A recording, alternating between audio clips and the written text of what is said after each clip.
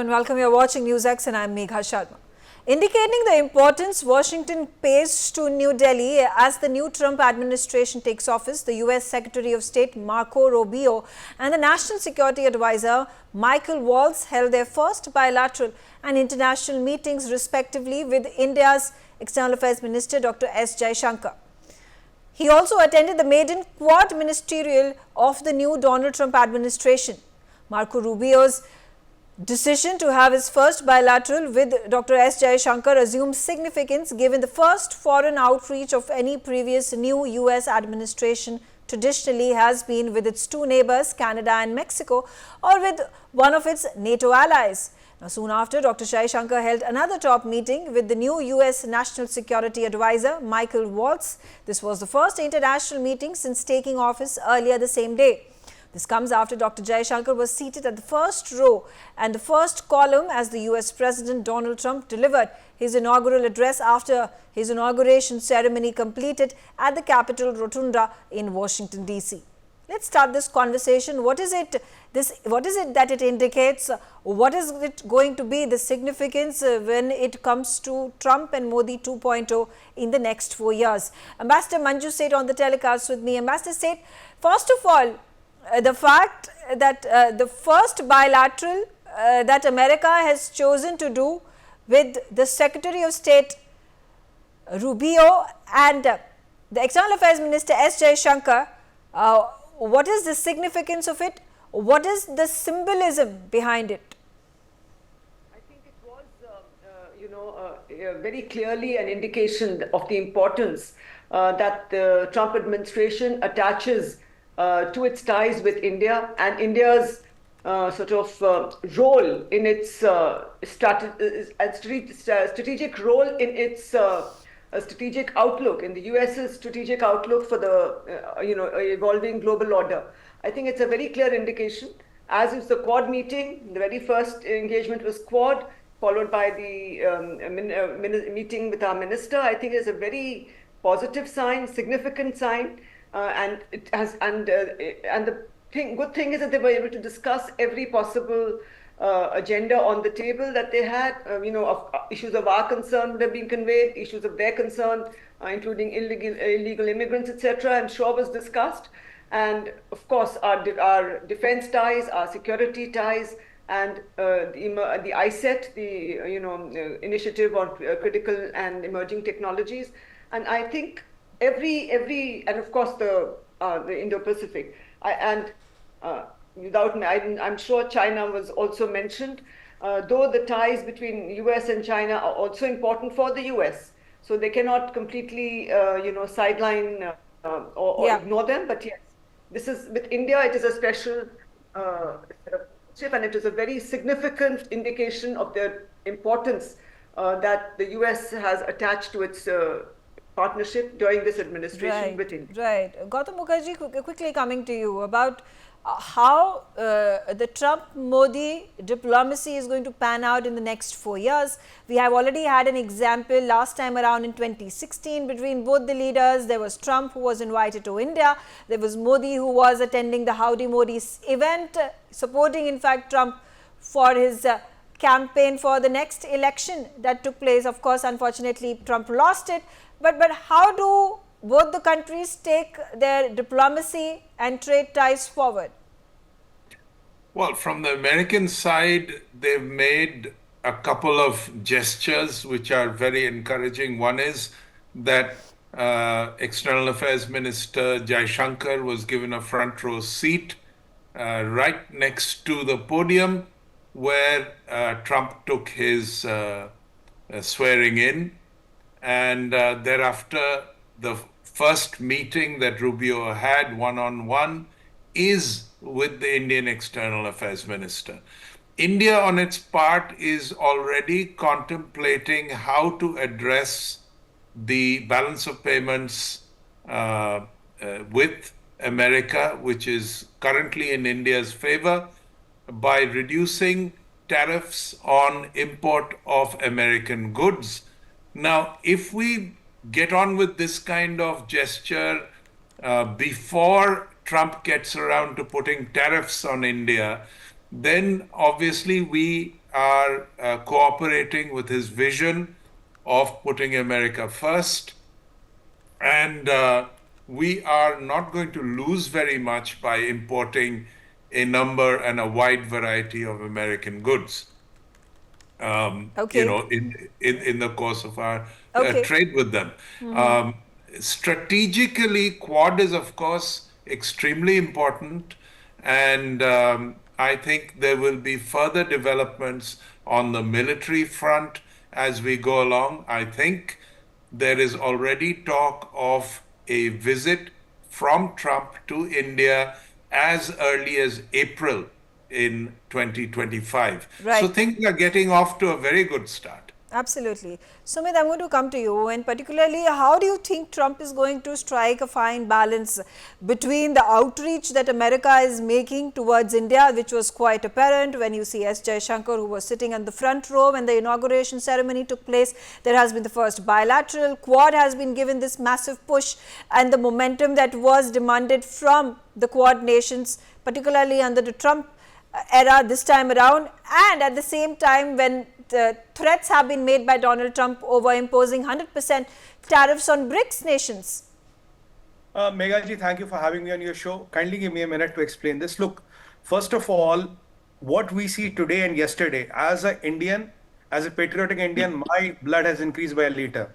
You know, there was a time India and Pakistan was painted in the same brush, India, Pakistan. Then came a time India, China. Now there is a time where nobody is talking India, Pakistan, nobody is talking India, China. It is India, China, Pakistan. There's a clear distinction. There's a clear differentiation at an international level in the biggest ever geopolitical stage, which was yesterday, where Dr. Jaishankar ji got the first seat. And today, what do you see? See, Marco Rubio, who calls China last Wednesday, exactly 1 week, cheats, liars, thieves. IPR stealers, they are the biggest threat to the national security of America. We are going to rewrite our foreign policy vis-a-vis them, and our nuclear doctrine, that is America's nuclear doctrine, is not pointed to Russia or anybody else, it's pointed to People's Republic of China. China sends the second highest man after Xi Jinping and a full delegation to Trump's swearing in. No media coverage, they are not even seen in the limelight. On the contrary to that, the first seat is Dr. Jaishankar. Then Marco Rubio, who is banned from entering China because he is prohibited by Chinese Communist Party, though he is the Foreign Affairs Minister of America, he chooses to meet the arch rival of China, that is India's External Affairs Minister, at his first bilateral meeting in the whole world. First bilateral meeting in the whole world, when Chinese delegation is sting and cooling their heels. Second thing, he gets all the leaders or the foreign ministers of Quad together. They give print their pictures, they post their pictures. It's a very clear message. Quad is not a wishy-washy thing. Quad is going to play a very, very important role vis-a-vis the politics of the Indo-Pacific. So very soon, in my opinion, what I'm very happy to kind of assume and presume, that Quad will have a military charter, which was not written. The time has come to write the military charter of the Quad. Okay. I see all the clear indications because Trump doesn't mince your words. Okay. Now, answering the question, Meghaji, which you specifically asked about the BRICS currencies. Look, let me negate this facade. There was a talk of a BRICS currency. There was a talk of an alternate currency, which will be backed by Chinese yuan and all. I have been always of the opinion that will not happen. And I'm quoting Dr. Jaishankar yesterday. He said, India is not in support of any BRICS currency.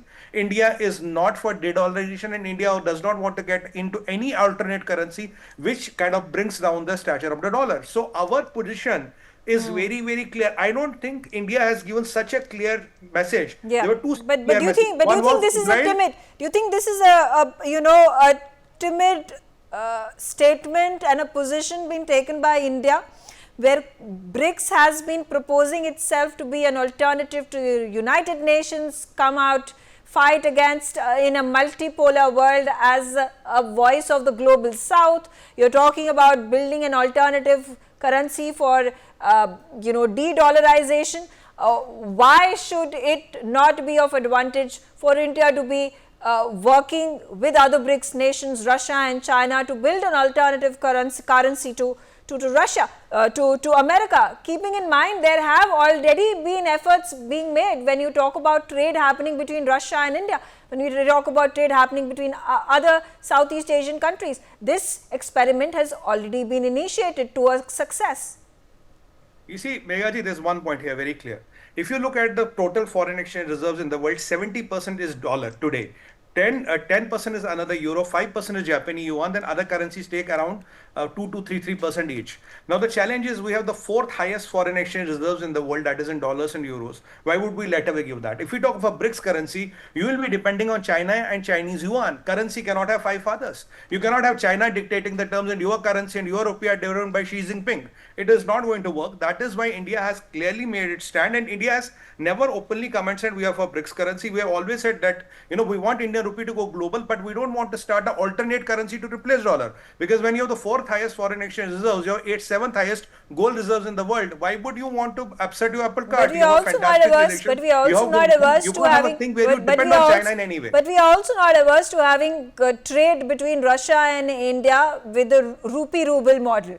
I'm going to get in Jayant Krishna on the telecast with me. Jayant, what do you have to say about this growing diplomatic ties between India and United States, which is already very visible in terms of the symbolism that has happened in America at the inauguration of President Trump, and what is the future of it, and how does America and India strike a fine balance? One is about Quad and fighting against the Chinese threat in the Indo-Pacific.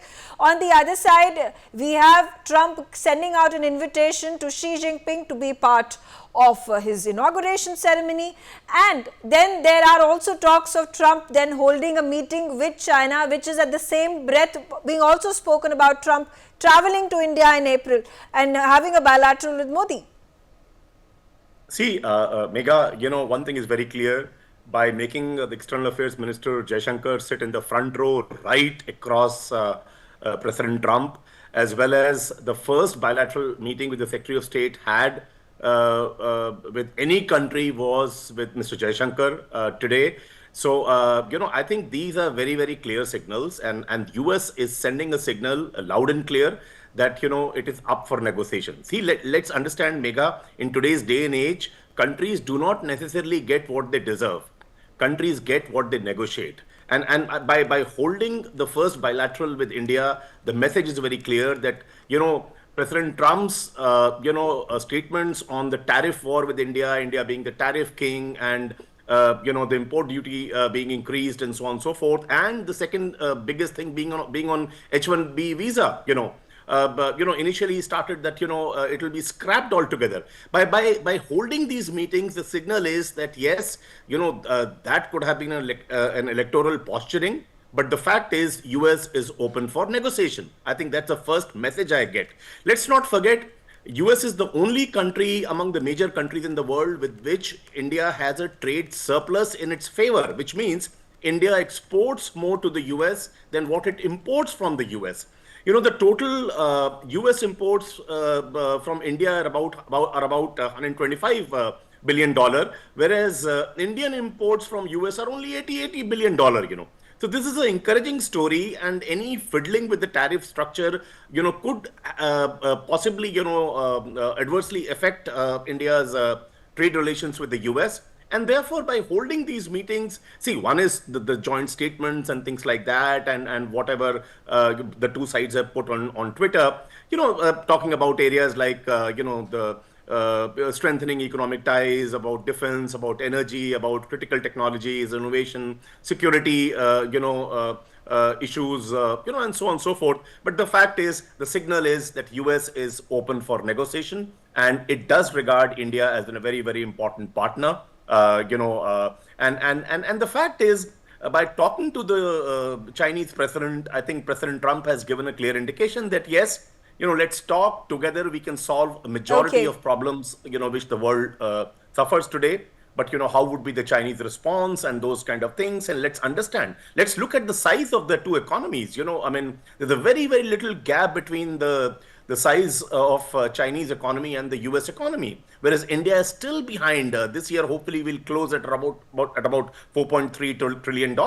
They're already in, around $25-30 trillion. That's the order of magnitude of their economy. Yeah, okay. So there's a long way to go, and therefore, obviously, we cannot completely dismiss China being the second world power in terms of GDP, in terms of the growth rate, in terms of the expansion that it is doing when it comes to its armed forces, its military, whether it is the Navy, the Air Force, or the Army. I'm going to quickly bring back Ambassador Manju Seth. Now, talking about trade and how there has been a strong push, conscious push that has been made in shifting supply chains from China to India. There has also been a lot of talk that has happened on the H-1B visas, and once again Trump has reiterated his stance that he has to have Indians, competent, skilled Indians to travel to India, not just in the tech sector, but also in the other spheres.